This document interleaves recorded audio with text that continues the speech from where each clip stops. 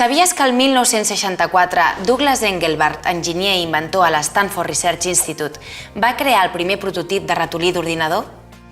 Aquest invent, construït inicialment en fusta, va canviar radicalment la forma en què s'utilitzaven els ordinadors, aconseguint així donar resposta al que Engelbart i el seu equip van entendre com una oportunitat per innovar.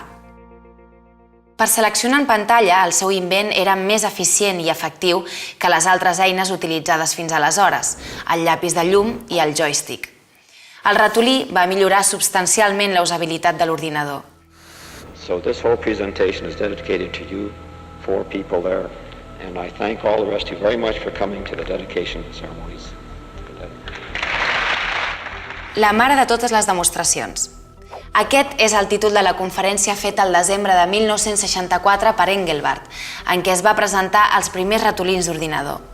Va ser l'inici d'un llarg camí i mig segle després, la innovació que va emprendre l'equip d'Engelbart encara és viva.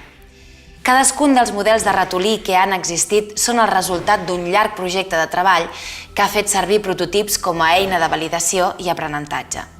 La realització d'un prototip s'engloba dins d'una filosofia de millora constant, que espera trobar la millor solució possible pel producte.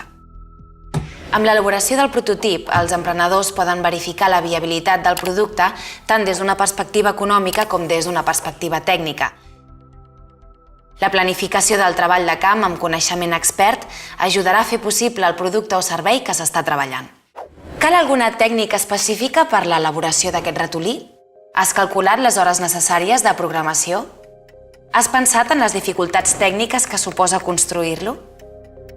Com podem saber quan som davant d'una versió definitiva d'un prototip? Revisa, per mitjà de taules esquemàtiques, totes les característiques i funcionalitats del teu prototip. Apartats com la descripció del producte o l'esquema ens permetran avançar cap als aspectes clau de la proposta. Costos de producció. Quan suposarà passar de la teoria a la pràctica? Tècniques de producció. Com es podria construir el prototip? Cal alguna tècnica especial? Dificultats en la producció. Quina complexitat té crear el prototip? Aspectes legals. Hi ha algun element legal que hagin de tenir en compte?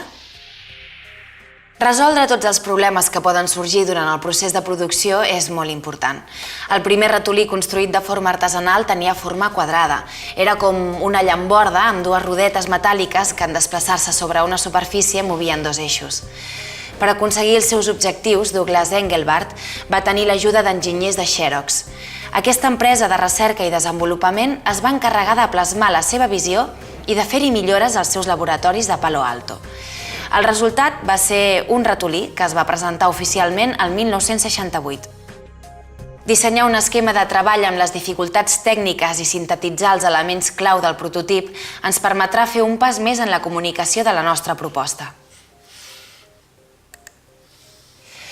La descripció, la definició de l'esquema i les indicacions de producció. Aquests 3 punts t'ajudaran a afinar el teu prototip incorporant-hi els resultats obtinguts durant la fase de prova i error amb clients potencials. Perfecciona la teva proposta de valor llançant-la al mercat. Estàs a punt?